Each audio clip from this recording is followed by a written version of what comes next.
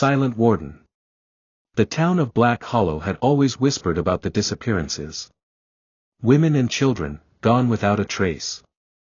No signs of struggle, no footprints, no evidence, just empty beds and grieving families. Over the past century, dozens had vanished. Some believed it was the work of a serial killer, others blamed the dense, mist-covered woods at the town's edge. But the old folks knew better. They spoke of the Silent Warden, a ghostly figure lurking in the shadows, watching, waiting. He took those he deemed unworthy, stealing them away to a place no one had ever found. Linda Carter had never believed in ghost stories, until the night her daughter, Sam, disappeared. The vanishing. Linda had put Sam to bed like any other night. The 8-year-old had begged for an extra story, and Linda had smiled, brushing her daughter's soft curls aside as she kissed her forehead. "Tomorrow, baby. I promise." But when she woke the next morning, Sam was gone. Her bed was untouched, her window locked from the inside. Panic gripped Linda's chest as she tore through the house, calling her daughter's name until her throat burned. The police found nothing. Just another mystery in Black Hollow. But Linda refused to be another grieving mother. The search.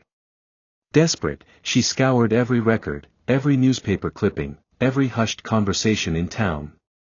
Late one night, she stumbled upon an old journal belonging to Margaret Holloway, the last woman to return after vanishing 100 years ago. The warden watches. He listens. He takes, but he does not kill.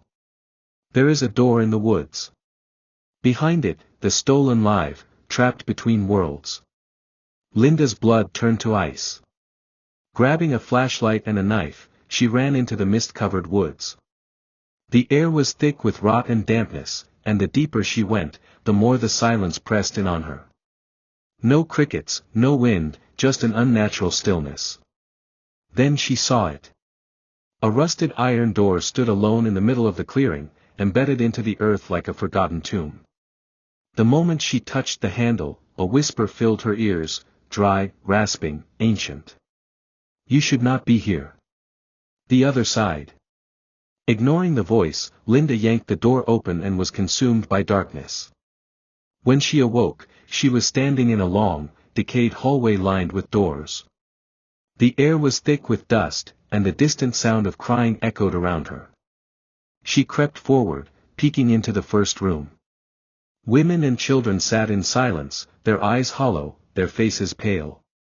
They barely acknowledged her presence, their gazes empty, as if they had been drained of life itself. "They do not remember," a voice whispered. Linda spun around. At the end of the hall stood a tall, gaunt figure dressed in tattered black robes. His face was a blur, shifting and flickering like smoke. "They belong to me now." Rage flared in Linda's chest. "You took my daughter," she growled. "I'm taking her back."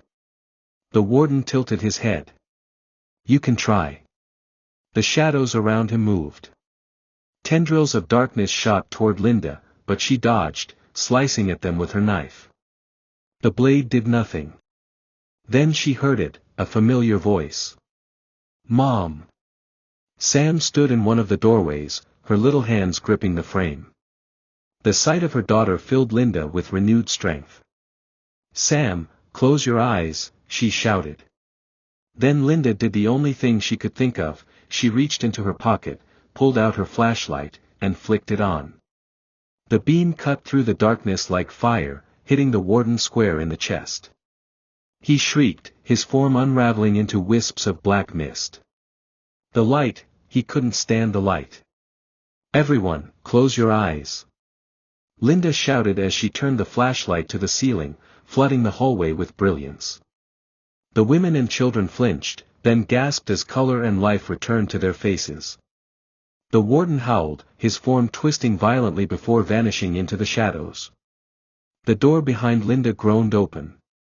"Run," she yelled. She grabbed Sam's hand, leading the others through the threshold. One by one, they crossed back into the woods, gasping as the cool night air hit their skin. The moment the last child stepped through, the iron door slammed shut, then crumbled into dust. The end of the warden. The town awoke to the sound of weeping and laughter as the missing returned. Mothers embraced daughters. Sisters clung to brothers. Tears fell freely as loved ones reunited.